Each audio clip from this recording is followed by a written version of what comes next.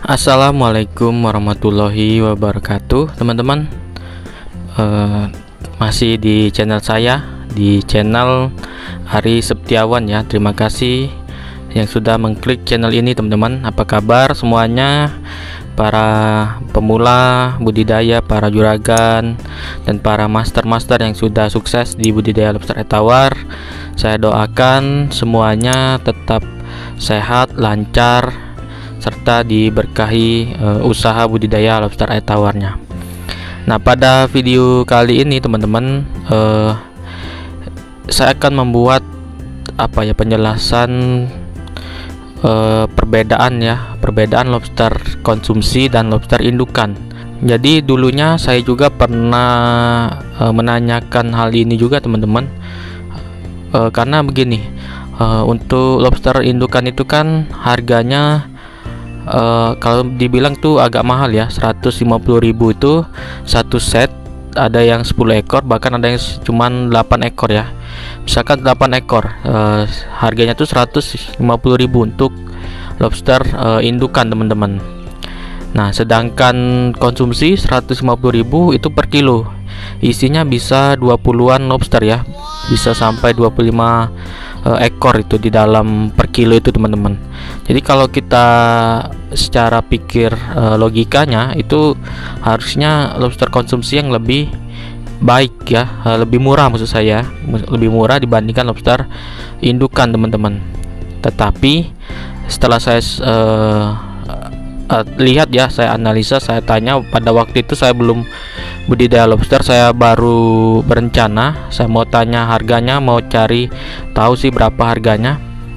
Setelah saya terjun ke budidaya ini, ternyata itu berbeda, teman-teman. Kalau untuk indukan, teman-teman, jadi perbedaannya seperti ini. Kalau untuk indukan, teman-teman, lobster air tawar yang khusus indukan biasanya dalam satu set itu akan diberi banyak indukan betina. Misalkan satu set itu 8 ekor ya, 5-nya itu indukan betina dan 3-nya itu adalah indukan jantan, teman-teman.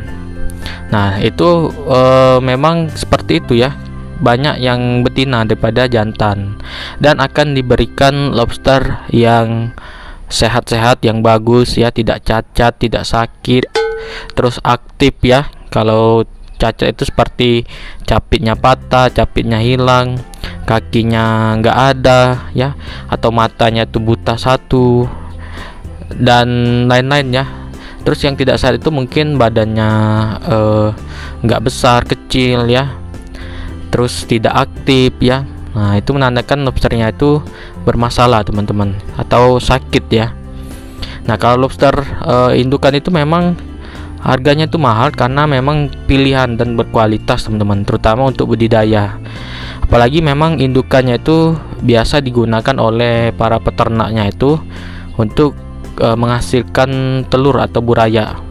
Maka pada saat pindah ke majikan yang baru, si indukan betinanya akan cepat bertelur, teman-teman, karena sudah berpengalaman.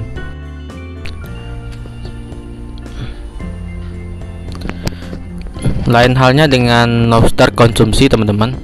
Jadi dengan lobster konsumsi ini sangat berbeda dengan lobster indukan. Kalau lobster konsumsi ini biasanya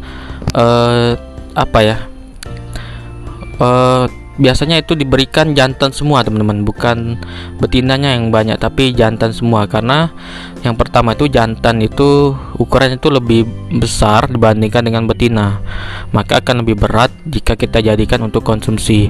Terus yang kedua, betina itu kan lebih mahal dibandingkan jantan, teman-teman. Jadi kalau konsumsi kita kasihkan banyak betina atau ada betinanya, itu akan sangat rugi sekali ya. Karena begini, untuk pemijahan itu kan nggak perlu banyak jantan, cukup betinanya saja yang banyak. Misalkan 20 ekor betina ya.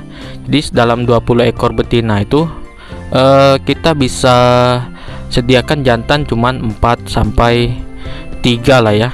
4, 3, 5 itu bisa lah.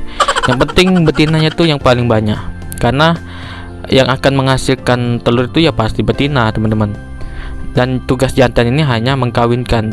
Yang jantan ini bisa beberapa betina bisa si jantan ini mengkawinkannya ya, banyak sekali dia bisa kawinkan, bisa 5-4 betina itu bisa dia kawinkan ya dalam 1 bulan itu teman-teman. Nah jadi untuk konsumsi itulah yang membedakan. Terus juga dalam bentuk kualitasnya itu agak sedikit jelek, mungkin cacat ya, capitnya patah, matanya itu buta, terus kakinya hilang, tidak sehat, tidak aktif, dan lain-lain, karena memang dikhususkan untuk dimakan ya, konsumsi per kilo teman-teman.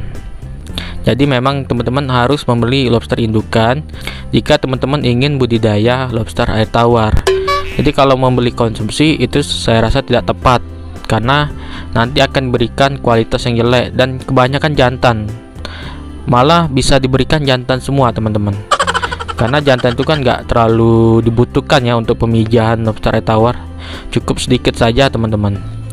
Nah dan satu lagi teman-teman, mungkin ada beberapa orang itu menjual konsumsi ya, konsumsi itu dengan betina. Nah ini harap hati-hati teman-teman, karena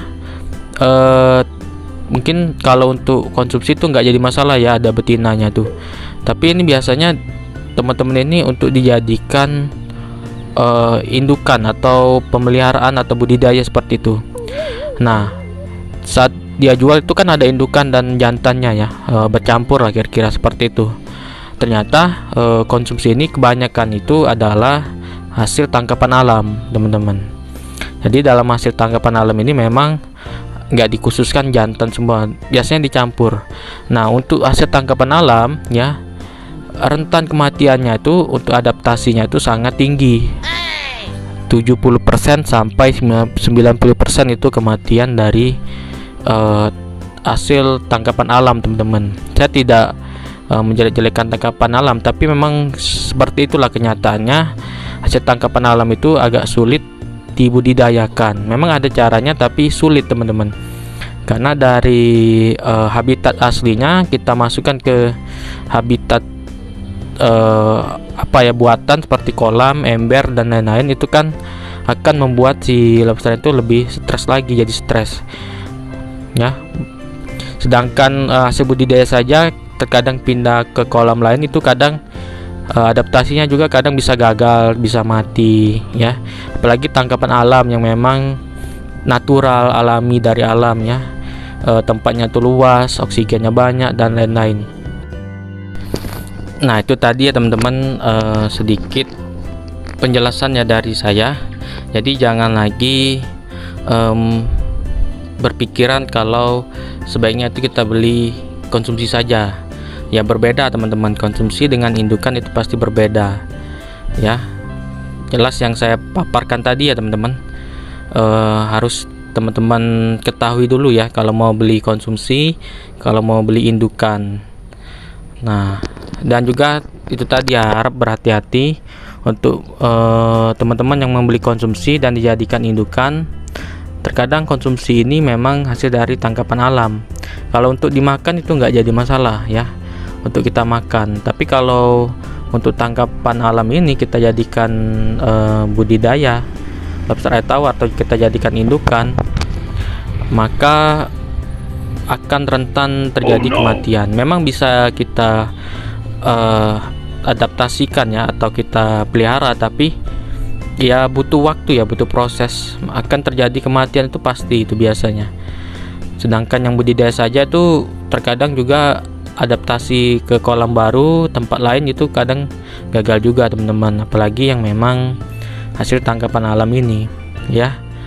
Nah itu saja teman-teman, sedikit informasi yang saya beritahu ya. Ini saya sedang berpakaian batik yang mau kerja, jadi saya sempatkan untuk membuat video ya, agar teman-teman yang mungkin mau belajar budidaya lobster air tawar ini bisa mengetahui ya perbedaannya itu.